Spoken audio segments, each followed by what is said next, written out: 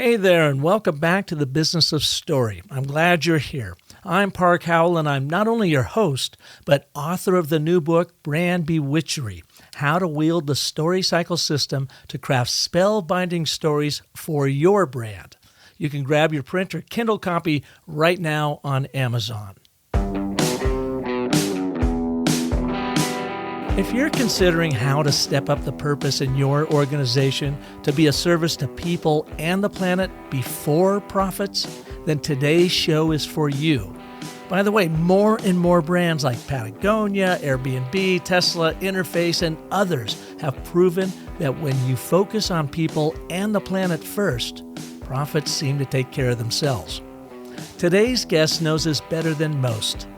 Simon Manwaring is the founder and CEO of We First, a creative consultancy that builds purpose-driven brands.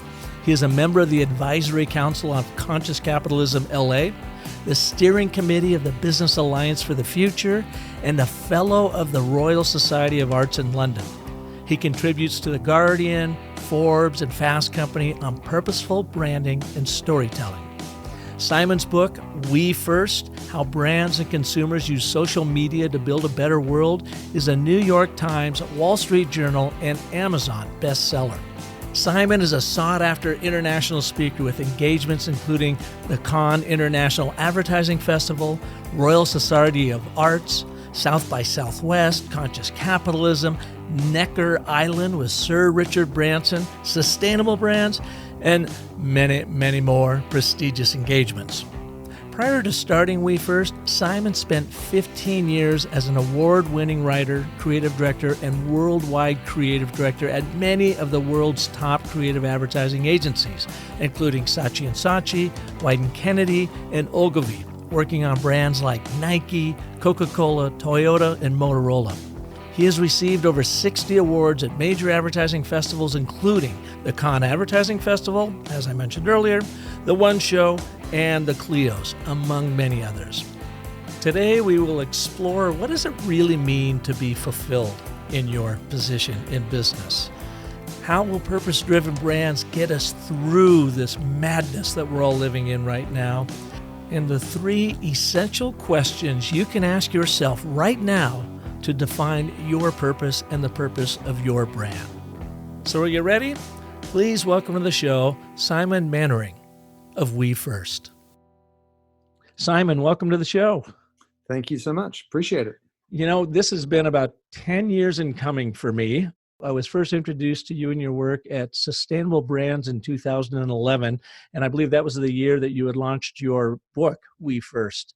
And I was so impressed with how you were going about working in sustainability and with purpose-driven brands that I felt like, okay, here's a leader that truly gets it. And so it's just an honor to have you on the show after all these years. Well, thank you so much. And, it's great to reconnect. How did you find yourself where you are today? And can you take us back to a time in your life, maybe when you were a kid growing up, that when, in hindsight, you look back and say, yes, I remember that moment that has had such an impact on who I am today? I've always been enamored with the power of story. I always felt that the future was a story we write every day. And, like so many of us, I loved movies growing up, and I, had a inappropriate and vivid imagination, I'm sure. And I always sort of, spent most of my time lost in my head. I was like a head on a stick. I'm one of those people who's like a helium balloon being carried around. I'm not very practical, and I don't know really how to function well in life, but I'm useful at coming up with ideas. So I think just, my formative upbringing in Australia, allowed me to turn out that way. And then I went through at Sydney University. I did fine arts and also law, and it polarized my brain, and ultimately I was much more attracted towards the creative arts, and that sort of drew me towards advertising in a very sort of circuitous way. Fine arts and law, on one hand, was it like you really wanted to pursue that fine arts side of life, but maybe you had parents saying, no, Simon, you actually have to go out and make a living, so we want you to look at something more serious like law? Yeah, absolutely. Absolutely. My dad was a career lawyer and chief executive of the Law Society in Australia, and had some sort of judicial positions, and, you had to do something sensible. And all I wanted to do was go off and paint and draw and study art history. And actually, when I finished law school, I then spent the next year, went straight to art school and spent 5 days a week doing life drawing and painting, only to discover that apparently it doesn't pay the bills. So I was constantly shunting between these two different paths, and then advertising came about in an odd way. Did advertising come about because you were trying to marry that idea of a real job, earning money, and art, and that seemed to be the career that would do that for you? I would love to say it was quite so lofty. I think, as I recollect, I just had a probably ill-timed and inappropriate sense of humor, and people felt, you know what, have you ever considered being a copywriter? And I think at the time, having come out of law school, I thought they meant something to do with intellectual property and copyright law, and I didn't even really know what it was. And so I went down to what is called the award school in Australia, the Australian Writers and Art Directors Awards, and they had their courses each year. And I walked in there, and actually was the day before the course for that year was finished. And I said, I'd like to do the course. And they said, that's fantastic. Come back next year. Off we go. And then I said, you know what? No, I'd really like to do the course this year. And they said, no, if you look around you, you see the large portfolios of, completed portfolios for the course's work for everybody. Come back next year. And I said, no, I'd really like to do it this year. To which they chose some very colorful language and told me to sod off. But what I did was actually found out that those students that were selected in the final sort of 12 out of the course did something called a masterclass. And so I went and found the teacher of the masterclass, and I said, I'd like to do the course this year. And he sort of said the course is over. And I said, well, what if I do the course and come back to you on Monday with the coursework done? And he took a beat and he said, all right, there were 12 briefs and different assignments and so on. If you come back to me with a whole course completed, you can sit in the masterclass, not participate, but sit in. And I did that, and he was sufficiently satisfied, and I sat in on the masterclass. And then the masterclass, over a course of another 6 weeks, everyone had to present to industry professionals, and two people were cut out every week. It was kind of this elimination, survivor approach. And I somehow managed to get down to the final two, because I was doing the work there as well. And then the final two were placed in agencies, and I was placed in Saatchi & Saatchi in Sydney, and that's how it all began. And so were you doing the writing, the creative directing, the strategy, the designing, and everything? As a copywriter. So it was a little bit of a fast track, because you had to do the 12 different assignments over that one weekend. And it was all this sort of crash course, shall we say. But it worked out, and I worked in Saatchi & Saatchi and DDB in Sydney for a while. You were like this marathon creator session. What was the one thing that came out of that for you, the one aha moment, or the one through line that says, this is what I want to do? The bloody mindedness of it all was kind of what drove me. You sort of really are, when someone tells you no, it's a very powerful incentive to do it anyway. But from a creative point of view, I think when you're not given the luxury of censoring yourself or talking yourself out of what on the face of it looks like a good idea, you often, elevate something that does have value. And I think sometimes time is not our friend. And, I had to work very hard. It was a crazy marathon, but worked very hard to pull all that together. But I do remember thinking that, you give yourself a certain amount of time, you get very disciplined about how to think about it. And when you have a strong idea, then to sort of respect that and move on and get on to the next thing. And I don't think I really ever thought about that, but it was the process. That was very much the process, and it's something that stayed with me for a long time. So how long did you work there before you came to America, and what brought you to America? Well, I worked at DDB in Sydney, and oddly enough, I did my first ads there and got a couple of cold lines at Cannes, which was all very surprising. I got a call at like 3 a.m. in the morning from a peer of mine who was at the festival, which I'd barely heard about at that point, and they said, you won this gold line. And a few minutes later, he said, you won another one. And I was like, oh, I'm not quite sure what's going on here. And then DDB offered me to either kind of some sort of bonus for doing so or go to the festival. And I said, I'll go to the festival. 18 hours later, found myself standing in front of the Palais in Cannes, holding these statues in a kind of black tie sort of well, as best an approximation of a black tie, shall we say. Back then, it was all a very odd experience. And it was then that I met lots of people who were interested in talking more, and they kind of sowed the seed about London. So I went back to Australia and said, right, I'm going to go to London. And I was newly married. Basically, the situation was such that I went to London and I wouldn't see my wife again until I got a job. And I knew no one there. And they're kind of famously welcoming and unwelcoming to yet another damn Aussie. It did take me like 4 or 5 months to get settled. And I worked at Saatchi for a while, and then at Ligas Delaney, because Tim Delaney was sort of the high priest of long copy ads back in the day with the famous Timberland ads.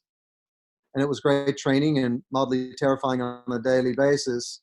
And then I'd done some award-winning work and so on. And I was asked to interview over at Wieden & Kennedy in Portland on Nike. And I took the job there, and I spent 4 years as a writer on Nike up in Portland, and my daughters were born there.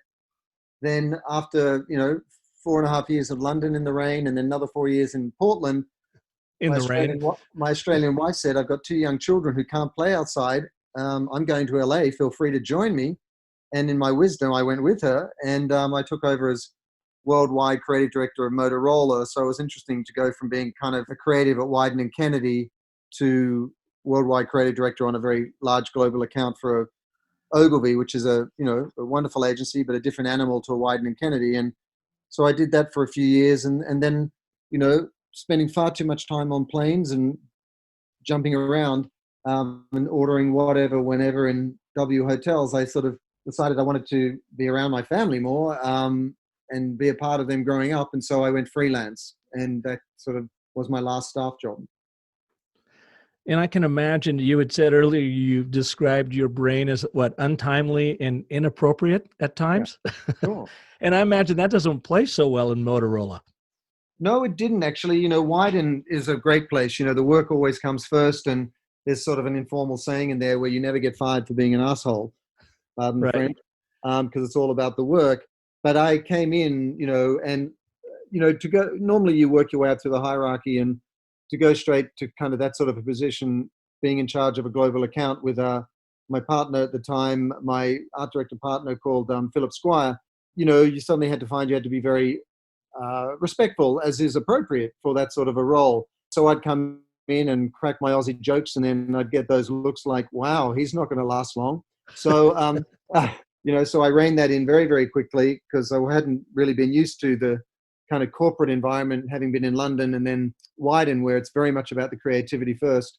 That was a different experience. And, it's a good managerial experience to sort of realize that it's mostly problems that flow uphill, and working, several time zones at once can get very demanding, and the same piece of content can be tortured to have to serve multiple markets. It was quite an interesting time. We launched the Razor, which was a very successful phone, and you'd have Asia in the morning, and then a full North America or American day starting at 9 a.m. or whatever, and then Europe would kick in at 3 o'clock. So you were constantly busy. Which of all of those stops do you look back with the most fondest memories? Oh, I think Wieden & Kennedy, definitely. I mean, it's a very, very special place. Not only is that one of the bravest and most sophisticated clients I've ever been lucky enough to work with, but the people of Wieden are very, very special. It's a family who care about the same things. They sort of have a selection of people from all around the world who've sort of shown certain different aptitude, and then they throw them all together in the mix. And it is just, I've been lucky enough, I went freelance after leaving Ogilvy on Motorola and spent 6 years working at almost every kind of strong agency in the US. And I've still yet to come across another place like it. It has something very special in the air, and I think that's a credit to Dan and Dave, who started it, and the people who've nurtured it ever since. It's an extraordinary place. So you started We First, your brand consultancy, in 2011 in tandem with the launch of your book. Do I have that right? Yeah, it was a strange conspiracy of circumstances in that I'd spent 6 years as a freelancer and been booked wall to wall, and I was kind of keeping myself interested in the industry by this sort of breathless brand triage, where you get 3 days, 3 weeks, 4 weeks, 2 weeks on different brands, and you'd be brought in kind of like at the last minute, like the cleaner from Pulp Fiction, to kind of see if you can fix the situation. And even after doing that for 6 years, and being around a young family and working from home most of the time, which was fantastic, I was struggling. I really was not really feeling particularly challenged professionally anymore because, you can only write so many sheet metal campaigns for car brands or sneaker brands or whatever it might be. And then an odd situation happened where I walked into my kitchen one morning when I was living in Los Angeles, and there was an answering machine on the counter, which is dating me, and it had 5 messages. And the first message was my mum sounding pretty upset, kind of calling out to me and saying, "Simon, wake up." And then my mother again saying, "Simon, wake up." Then my sister kind of yelling down the phone, and it's all very strange. And then my mother yelling even louder. And then the final message from my mother, which said, "Simon, Dad died. He was trying to call and say goodbye. Call us when you wake up." It was a very shocking experience outright, but also an unusual one in that the emotional journey that would otherwise have taken place through phone calls was collapsed from, over hours, 10 hours when they were trying to call from Sydney to Los Angeles and I was asleep at the other end of the house, into what was like 10 seconds, just answering machine messages one after another. And it kind of felt like a bit of a body blow because you were kind of tracking in real time with what you were hearing. What happened was I felt professionally unchallenged and then personally destabilized sufficiently to the point where I got out of my own way for the first time. I kind of took my hands off the wheel, which is not something you want to do as a father of a young family, and just said, "I've got no idea what's going on anymore. This is a little bit too much for me to cope with." And for a couple of weeks, I was really just at sea, just really kind of still working because I had responsibilities, but just no idea what's going on or where I was or what's next. I happened to be sitting in the garage one day, my man cave, and about 2 weeks later, and I read a speech that Bill Gates gave at the World Economic Forum, his creative capitalism speech, where he said, "Government and philanthropy can't fix the world on their own. We need the private sector to play a role." And this is just as the global economic meltdown had reached its climax. I couldn't unhear that, in that I'd spent all these years traveling around the world, working on these global brands and so on. And I did felt that the elephant in the room was that business was off the hook for some reason. Government was trying to fix things as best as it could. Foundations, nonprofits, NGOs were trying to do things. But why isn't business on the hook? And it was in that moment, buoyed by some of the optimism around the election of President Obama and so on, I said, I'm going to answer this challenge, and decided to write a book. And so I spent 3 years late at night we'd finish watching TV late at night and I'd go and write in the garage and from like 10 till 2 and took 3 years to write this book, We First. And it came out in June of 2011 and was a New York Times bestseller and voted best marketing book of the year. And that launched the company. And so for the last 9 years, we've been executing that work for real inside corporations of all types. But it was all started by the book, and that's how it came about. You were one of the first, it seems to me, in this area of purpose-driven branding, at least on a large scale. I know we were doing this kind of work in Phoenix, and I just felt like, especially in a very red state at that point, really an outlier here. But I was seeing this momentum around this idea of purpose-driven sustainability and that sort of thing. And it was sustainable brands that where I really found kind of my tribe. And like I said, was introduced to your work first. Did you feel like when you started We First, did you have colleagues outside of it, people you had worked with in the past around the world? Were they questioning what you were doing? Did they understand what you were doing? Or did they say, wow, Simon's onto something here? No, they thought I was, not mad, but cute. In that it'd be like they would ruffle your hair and say, oh, you want business to do good and play a meaningful role and serve all stakeholders and all that sort of thing. And they were like, listen, would love that to happen, never going to happen. You're borderline naive, if not foolish. Good luck with that. I couldn't buy a lunch. I couldn't buy a conversation with anyone, really. So I started getting out there speaking and evangelizing around it. And I really, I had a young family. My wife was a full-time stay-at-home mom, and it was very lean, very difficult times to kind of get this plane in the air. But I deeply believed in it. And I think more than anything, I found an alignment between who I am and what I do, in that, maybe it was partly as a function of being an Australian. I really see everyone as the same. And I think we can all have an equal right to do well, but we also have an equal obligation to take care of each other. And I also, growing up in Australia, felt a profound connection to our natural environment and our codependence on it. Having worked on brands like Nike and crafted work that leads movements, and had worked on projects like the Olympics and World Cup, the size of the ambition didn't scare me, and I'd had a direct experience in the power of language to do that, but the need hadn't presented itself. And then 2008 came along. Then I finally got out of my own way, and here we are. But none of this was planned. None of this was clever or smart. It was actually just pure set of circumstances that were beyond my control that kind of beat me around the head and pointed me in a new direction. Yeah, hence I say the universe, as woo-woo as that sounds. I mean, you were delivered that message listening to Bill Gates' speech, and something inside of you obviously connected. Something was fired up, like, I've got to pay attention to this. I think, like a lot of us, I think maybe it's a function of kids or whatever. At some point in your life, you want there to be meaning to your work, for your life to have significance, to live your legacy rather than wait till you get old and sort of wonder what it was going to be after the fact. I think that's a very healthy but selfish exercise. I think all of us want to have meaning in our lives. And I think a lot of us struggle where we've been doing something for a long time and wondered, well, what has been the point of this? Or what impact have I had? Or how does my sense of fulfillment, have I achieved it? And what I've realized in this work is fulfillment is not what I thought it was. Winning shiny statues in the ad game on Nike and things like that. At the time, I was running around living all these versions of success that were projected on me or expected of me, or we, thought we saw in others.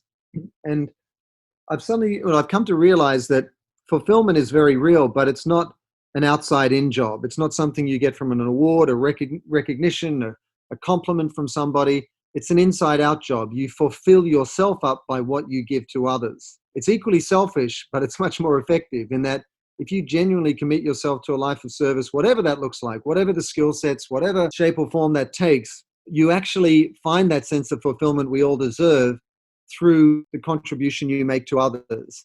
I've been lucky enough to do a bunch of speaking around the world and meet lots of folks who are well known. And I've seen this in almost all of them, whether it's President Clinton or Sir Ken Robinson or so many others that people know. That at some point, I get a strong sense that they've all realized that service is ultimately what we're all about. And when you cotton onto that and retool your business model and skill set and how it goes to market in those terms, then you're really onto something.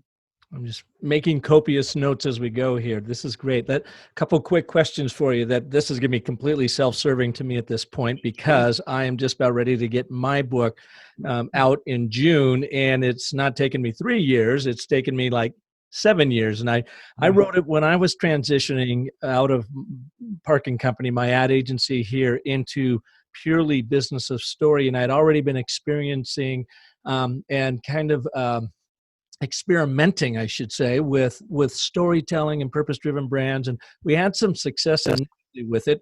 I wrote my book around that, and I looked at it, and I felt at the time when I wrote it, it was naive.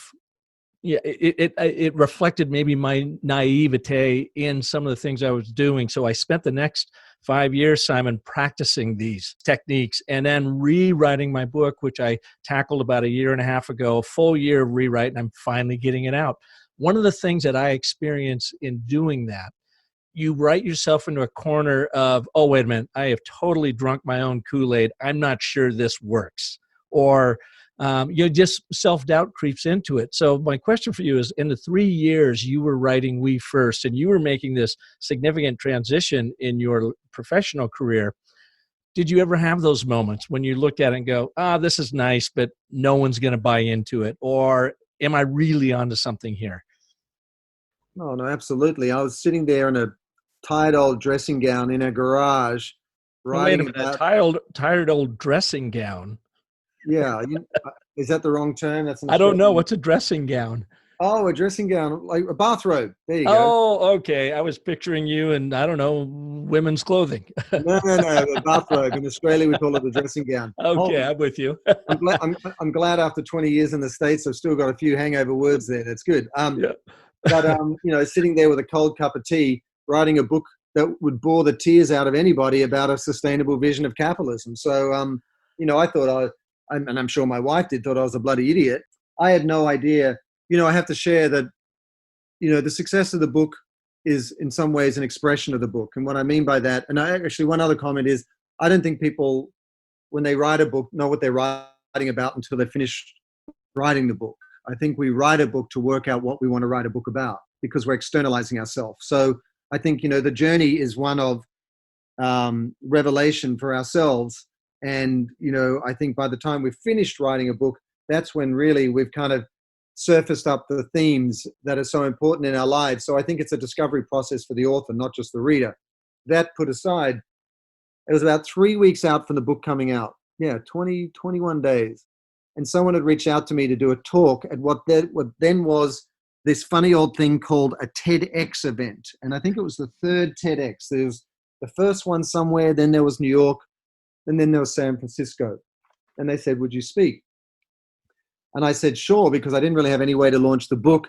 I'd spent what few little money I had on a small bit of publicist help, but I didn't realize how little the book industry really does support you if you're an unknown author. I mean, I think that's a common experience. And they would say rightly so, probably.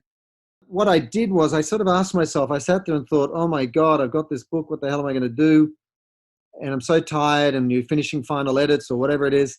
I was really exhausted, like genuinely spent. It's been a long journey doing that on top of work and everything else for 3 years. I realized to myself that what I was trying to do was to put new words in the mouth of business, because language frames behavior. And if we use the same vernacular we've used to date, we're only going to get the same results, the same behavior, iterations of it. And so I thought to myself, well, how do I put new words in the mouth of business? Someone told me about a wonderful spoken word poet called Sekou Andrews, who actually just got a Grammy nomination this year. And I called him up, never met him, no idea who he was, didn't know anything about it, and said, this is what I care about, blah, blah, blah. I would love to work with you on crafting something. And he said, much against his better judgment, I'll do it. And then I called up a production company, an animation house I'd worked with, and said, listen, I want to create an animated video because I've got to do this talk, this TEDx San Francisco talk, and I want to give some of this TEDx talk to this animated video. And they said, we're in, no charge. Wow. And this was a wonderful company called Troika Design here in Los Angeles. And then I called up a music person I knew and said, would you help do some music for it? This is what it's all about. And they said yes. And it was a company called Machine Head. And those three companies, or that gentleman, two companies, came together when there was absolutely nothing for them to gain. Nothing. Absolutely. Not a cent, not any credit, no relationship capital, nothing. For 20 days, we worked around the clock and we put this video together. And then I got up in San Francisco. It was my first public speech ever. I'd only ever been an ad guy out there, never done a public speech.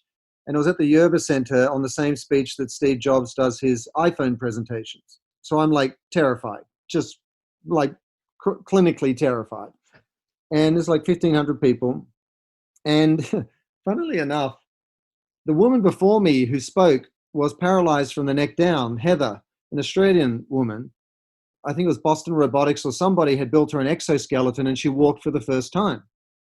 You can only imagine what it's like standing there in the wings and suddenly, literally, Lazarus takes place before your eyes. Like this woman stands up and walks for the first time. The place is in tears. Like people are just dying.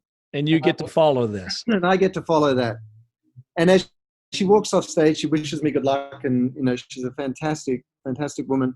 Then just as I'm about to step out, the guy comes up and taps me on the shoulder, the AV guy in all black, audio-visual guy, and says, are you Simon? And I said, yep. Actually, in my head, I said, no shit, Sherlock. I've got the head mic on and like, what are you thinking? I'm the guy who looks terrified. Pardon the French. And he said, well, listen, the monitors, the confidence monitors out the front, they've been intermittent all day. We've had a lot of complaints, so we've turned them off. Good luck. You had this whole, spoken poem that you're going to try and produce? No, but I had all the slides and everything that's kind of your supporting it. So anyway, if anyone ever watches my TEDx San Francisco talk from Simon Mannering, you will look and see me always looking over my shoulder. And that's because I had no idea what was on the screens in front of me. Because it was just snow. It was just blanked out. I gave the last 3 minutes to that video. The video resonated through the creative talents of all the people involved. It was shared almost 50,000 times in the next 24 hours. and the book was on the New York Times bestseller list the following Tuesday. Wow. And that was the result of nothing other than the heart-led contribution of people who had no connection to me other than shared values, in that they wanted to see business play a more meaningful role out there. And to this day, I cannot thank those people enough, because they helped We First get off of the ground when I had no resources of my own, just the whole idea of We First. And, I kind of respect and honor them as people who show up when they've got nothing to gain. And so that's how it all started. I hope you're enjoying today's show with Simon Mannering of We First. When we come back from this quick break, I'll talk to Simon about purpose-driven brands and how they can be instrumental in not only helping us get through the madness that we're all experiencing right now, but what the markets might look like afterwards. That right after this.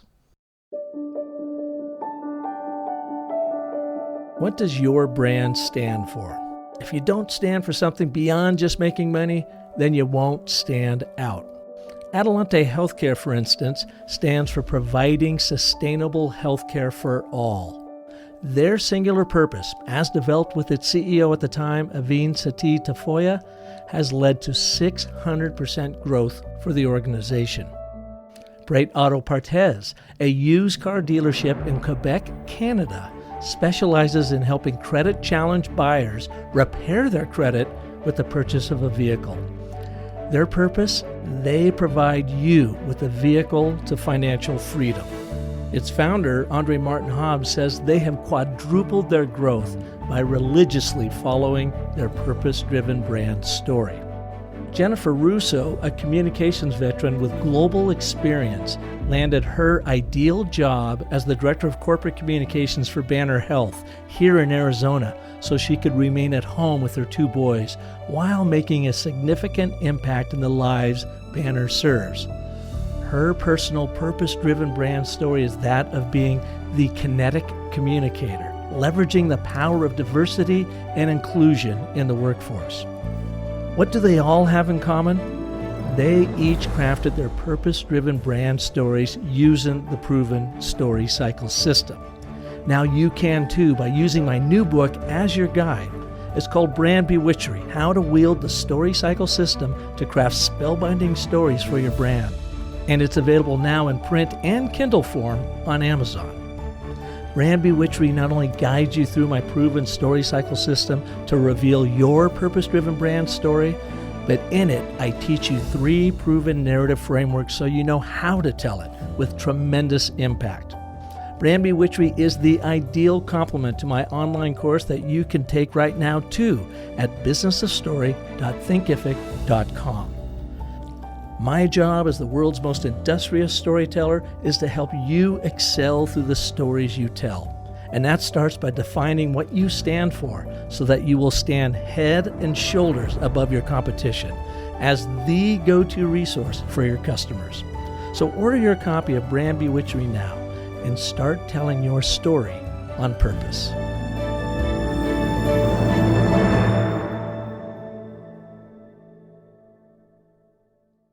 By the way, if you're interested in hearing the stories of the people I just mentioned, you can do that right here on the Business of Story. Aveen's is show number 160, Jennifer is 161, and Andre you'll find at show number 235. Welcome back to the Business of Story. Park Howell here, and I am so happy to have Simon Mannering with us today of We First. Learning so much about the gentleman I met many years ago, and fascinating conversation. So, Simon, you went through all this. You had the transition, 3 years working on your book in your bathrobe in your garage. You find yourself on the TEDx stage in San Francisco looking over your shoulder because, of course, the tech's not working as it seldom does. And then you started your agency. What was your first client, and how hard was it to attract some of these like major name brand clients you have now? I think like any business, you have to earn your way in. I was relatively well known in the advertising world as a freelancer, but in a consulting capacity, it was a dead cold start. The only way that I gave it a bit of a shot out of the gate was to do the speaking. It wasn't something I'd ever wanted to do. You have to get yourself out there somewhere. And the TED San Francisco experience was encouraging.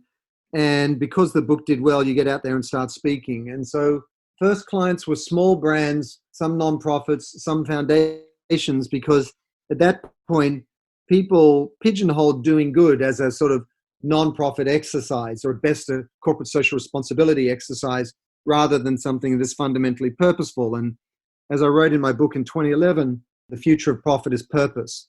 And I laid out why business is going to be increasingly defined by purpose, not just because it should be outright, there's a moral imperative to do so, but because the compounding social crises that we're facing are only going to get more acute.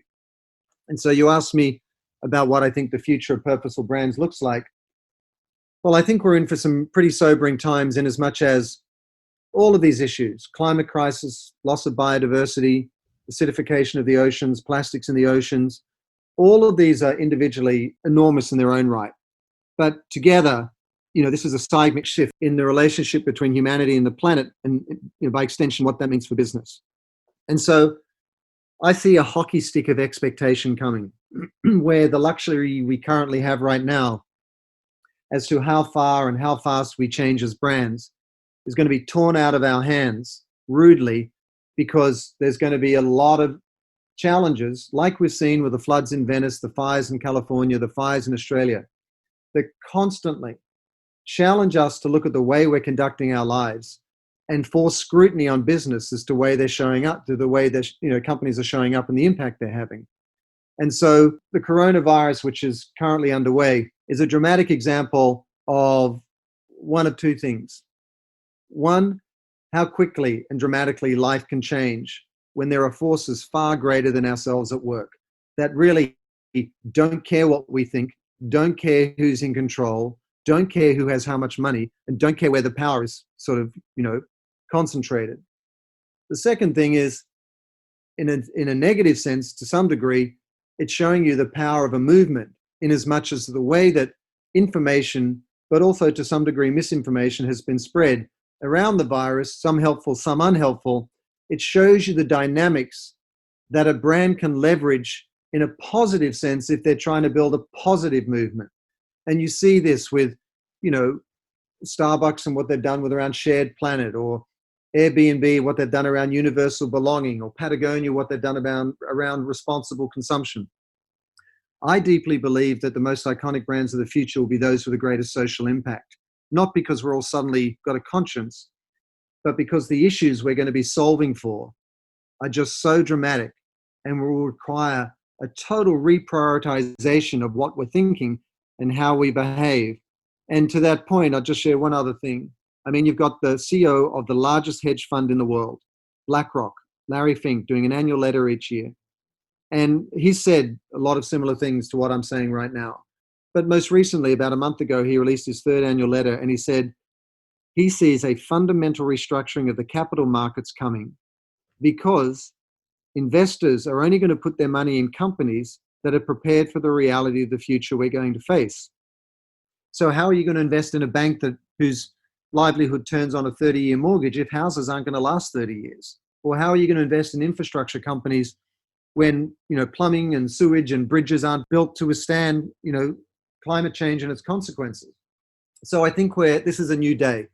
I think business is going to have to show up in a completely different way. We're all going to be working together in new ways to solve for challenges on a scale that we've never seen before.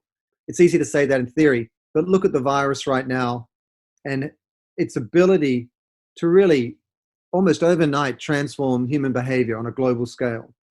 And look at something as critical, if not more so, with a climate crisis on so many fronts, what that is going to present in the years to come based on what we've seen in the last couple of years.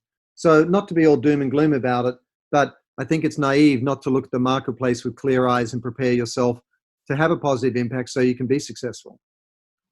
And over the last 10 years of We First, the work you've been doing there, where have you seen the greatest change happening that gives you hope?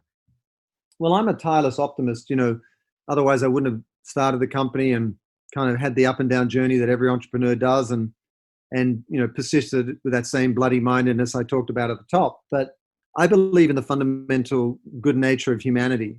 I think people are empathetic, compassionate, caring, and I don't think we're learning something new. I don't think that we've all become bad people or that the world is bad and we need to fix it.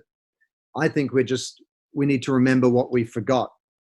And I think we can look to Indigenous people out there, whether it's Native Americans or Aboriginals in Australia and so on, and look at the mutually dependent relationship they had with the planet.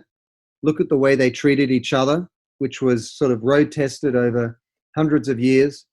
And I think we're going to, of necessity, have to rethink how we're all showing up in the world in a way that is more reflective of those dynamics, where we respect nature because we recognize that we're codependent on it, where we treat each other as human beings with more respect in terms of enabling everybody's well-being and livelihood through the practice of capitalism, only because when the whole is well, so are all the parts.